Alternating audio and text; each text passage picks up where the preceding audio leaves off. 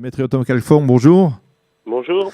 Boker Tov, merci d'être avec nous ce matin sur Studio Kalita, comme je le disais, pour parler de cette loi qui suscite, on va dire, une vive polémique à la Knesset sur l'échiquier politique israélien. C'est une loi initiée par Naftali Bennett qui vise à expulser les familles des terroristes. Alors, il veut y voir ici un effet dissuasif. Il estime que cela peut avoir un effet dissuasif sur les terroristes et les empêcher de commettre des attentats. Tout d'abord, il faut bien préciser quelle est la nature de cette loi. Vous pouvez nous expliquer les détails de cette loi ? Oui, bien sûr, c'est important de comprendre parce que c'est pas tout à fait une expulsion. C'est ça. Comme il y a pu y avoir par le passé, il y a 25 ans, où des terroristes avaient été expulsés vers le Liban, à l'époque du gouvernement Rabin. Les 400 terroristes du Hamas. Exactement. Là, c'est pas la même disposition. On parle en fait de déplacement à l'intérieur de la Judée-Samarie. C'est-à-dire qu'une famille terroriste qui habitait à Ramallah, par exemple, serait déplacée vers la région de Naplouse ou vers la région de Hebron. Donc ce n'est pas vraiment une expulsion déjà en dehors des territoires palestiniens, mais à l'intérieur. Et par le passé, on parlait d'expulsion vers Gaza.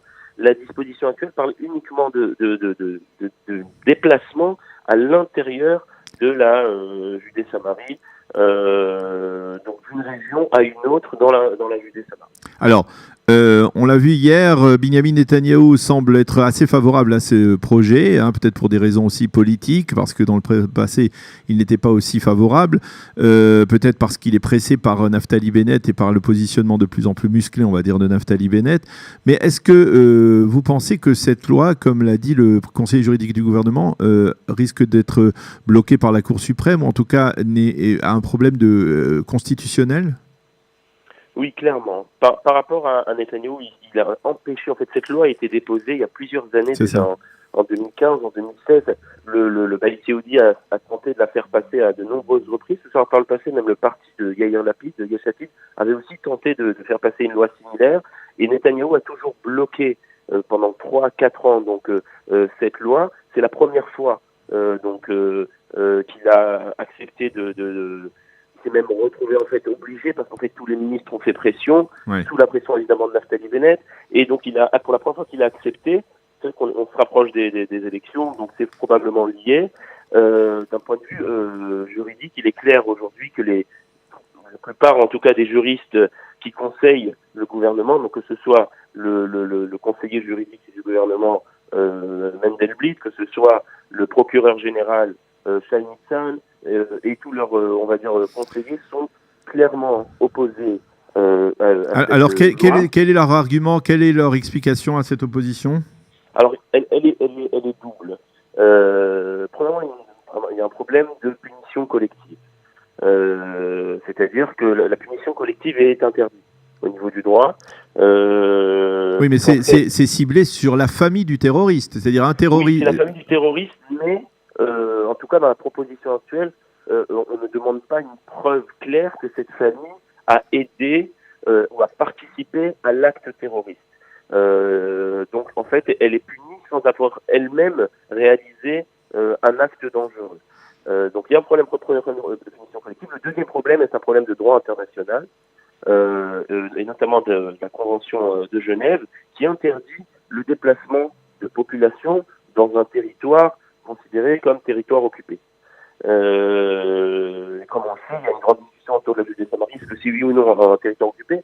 Une grande partie de la communauté internationale considère cette région comme un territoire occupé et comme Tsahal comme armée occupante. Et dans ce cas-là, il est interdit à Tsahal de déplacer des populations civiles à l'intérieur de ce territoire. Donc c'est un problème clair de droit international de Convention de Genève, et aussi un problème aussi de droit israélien. Et de manière générale, on va dire depuis la révolution constitutionnelle initiée par le juge Aaron Barak il y a une vingtaine d'années, qui parle évidemment de droits de l'homme, et notamment avec les lois constitutionnelles votées dans ce cadre-là, ça aussi ça rend dans ce cadre-là comme quoi on nie le droit à la liberté, à la circulation à des civils, sans raison. Parce que l'argument qui est avancé ici, c'est un argument de dissuasion. Oui. C'est un argument très important pour les forces de sécurité. Malheureusement, c'est pour prévenir d'autres attentats. C'est pour faire en sorte que d'autres terroristes ne se donnent pas des idées. Pas envie de faire un attentat.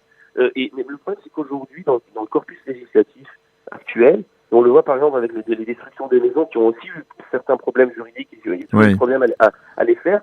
La dissuasion n'existe pas, ou n'existe quasiment pas comme un argument valable dans le cadre de la loi. Ça peut paraître stupéfiant, il faut bien avouer, Yom Tov. C'est-à-dire comment lutter contre des terroristes qui n'ont rien à faire, on va dire, de notion de vie et de mort, et qui sont prêts à mourir, comment faire face à de tels terroristes pour les empêcher d'agir, pour protéger une population civile israélienne qui souvent n'est pas armée, qui ne peut pas obligatoirement toujours se défendre. Comment faire si finalement, lorsqu'on est dans un combat terroriste comme celui-là? C'est un vrai problème qui se pose à Israël, mais pas seulement à Israël. On le voit qu'en France, avec les fameux fichiers S et les problèmes. En France, on n'a même pas ce qu'on appelle la détention administrative, qui existe en Israël où on arrête quelqu'un avant qu'il passe à l'acte. En France, ça n'existe même pas, il faut le savoir. Et en Israël, c'est critiqué notamment par l'extrême gauche israélienne qui veut annuler cette disposition, qui est une des rares dispositions, justement, qui peut, avant l'acte, qui permet de punir, entre guillemets, en tout cas, avant l'acte. Par rapport à cette loi, ce qui a expliqué, juste ce qu'ont expliqué ceux qui ont fait avancer cette loi, Naftali Bennett et Moti Yogev notamment, c'est qu'ils disent qu'aujourd'hui, la situation est qu'un terroriste palestinien, rien ne l'empêche, comme vous l'avez dit, de passer à l'acte, dans le sens où lui, il est évidemment radicalisé, il a été éduqué dans un système éducatif à la haine d'Israël, à la haine du juif, mais en plus de ça... Il est prêt à mourir, on le sait qu'il est prêt à mourir. Ça va plus loin, parce que même en fait, s'il meurt, la situation de sa famille va s'améliorer. Oui. Pourquoi? Parce que l'autorité palestinienne finance des familles des terroristes, elles reçoivent de l'argent. Alors certes, dans certains cas, les maisons sont détruites, mais on voit bien qu'elles sont parfois, en fait, c'est que la chambre du terroriste, c'est que 2-3 murs qui sont détruits, c'est un peu cosmétique comme mesure.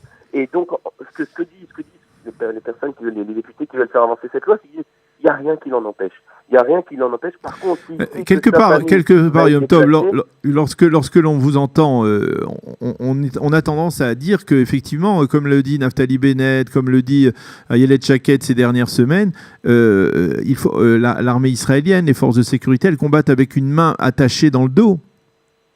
C'est pas faux.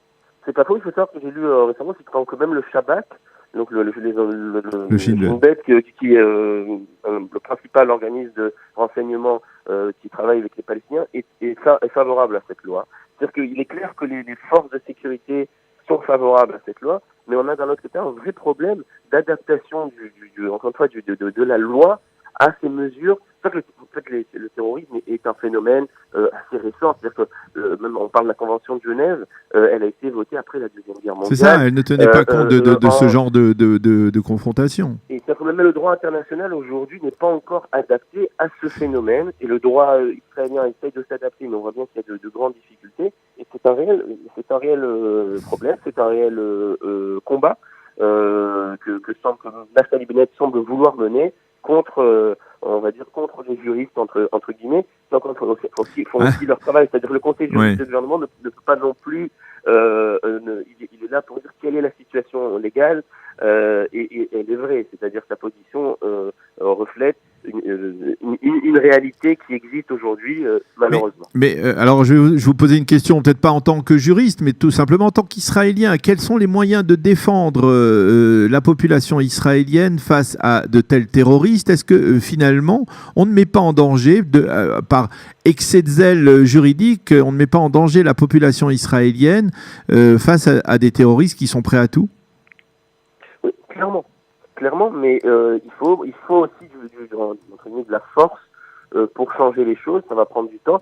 C'est vrai que après les attentats du 11 septembre aux États-Unis aussi, au niveau des lois américaines n'étaient pas du tout adaptées à ce phénomène.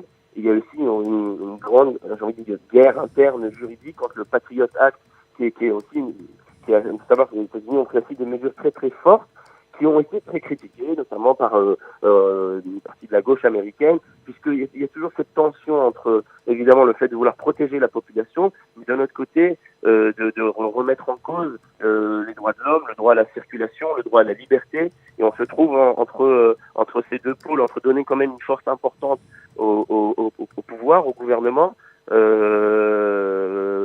sous le ticket, on va dire, le titre de lutte contre le terrorisme, mais d'un autre côté, si cela empêche par exemple le droit de manifester, le droit de circuler, donc on se trouve dans cette tension toujours entre les valeurs démocratiques, les valeurs de liberté d'une part, et d'un autre côté le combat contre le terrorisme.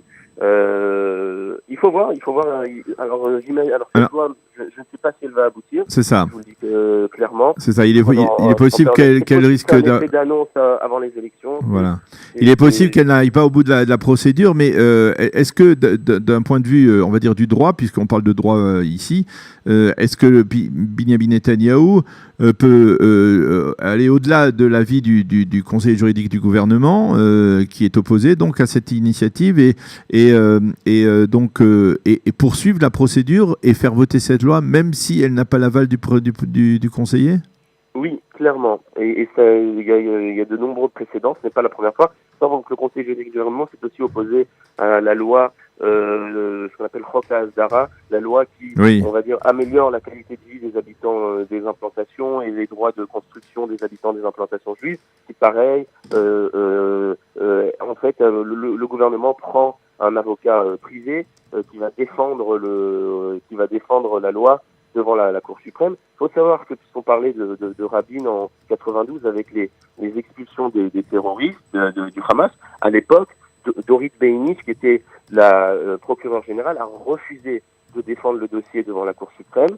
Et c'est pour ça que Rabin a dû envoyer à un moment donné Ehud Barak, qui était le chef d'état-major de l'époque, pour aller défendre cette mesure. C'est-à-dire même pas un juriste, un général qui est parti, lui, à la Cour suprême, expliquer pourquoi, pour des raisons sécuritaires, il faut expulser ces terroristes. Donc il y a des solutions. Le gouvernement peut envoyer entre qui il veut pour défendre cette loi. Et oui, il pourra surmonter cet obstacle. Oui. Eh bien, merci beaucoup, Maître Yom Tov Khalfon, de nous avoir éclairé donc sur cette loi visant à expulser ou à déplacer les familles des terroristes à des fins dissuasives. Merci de nous avoir éclairé sur ce sujet et bonne journée. Shalom, shalom. Bonne journée.